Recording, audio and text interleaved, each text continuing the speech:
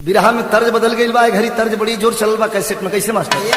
देखा तर्ज आगल कोनो मन बढ़ू लड़की रह बियाह हो गए बिन गौना ना भला आई देखा अरे दुल्हा के बहिनी ना पढ़े में तेज ना पढ़ावे में तेज। दुल्हा के बहिनी ना पढ़े में तेज ना पढ़ावे में तेज। अरे दुल्हा के बहिनी ना पढ़े में तेज ना पढ़ावे में तेज।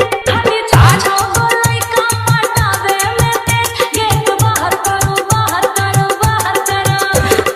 जिया मालिक जिया ला 50 रुपया हम सब आ जाएगा तन से ठेला का मौसमी पीला प्रभु संदिलो बनिया वाला लगावा कोबो बेबी कोबो पापो तो नचवाला सब साता के पैसा सधवाला सुजीत बाबू कोबो बेबी कोबो पापो तो नचवाला सब साता के पैसा सधवाला मम्मी भाया करो के हवाला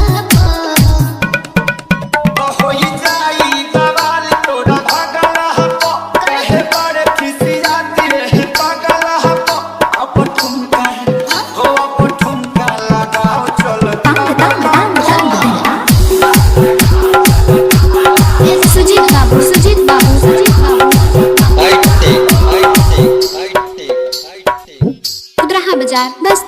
कुदरहा बाजार बस्ती अरे दुल्हा के मौसी ना गावे में तेज ना सिखावे में तेज। दुल्हा के मौसी ना गावे में तेज ना सिखावे में तेज। दुल्हा के मौसी ना गावे में तेज ना सिखावे में तेज। खाली तानो बोलाई का हो खावे में तेज। गेट बाहर करो बाहर करो। सुजीत बाबू सोना गारी गेट बाहर करो।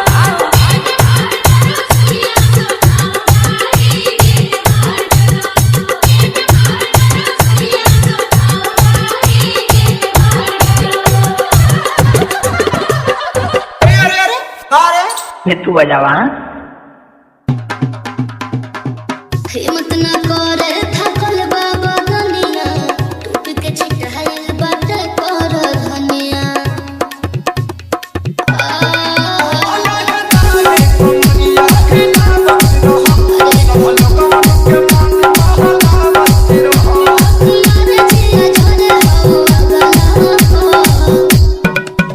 होई जाई बवाल तोरा भगला हपो कहे बड़े खिसियाती रे पगला हपो अब ठुमका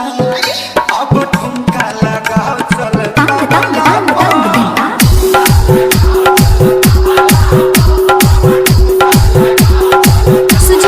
सुजीत बाबू हाई टेक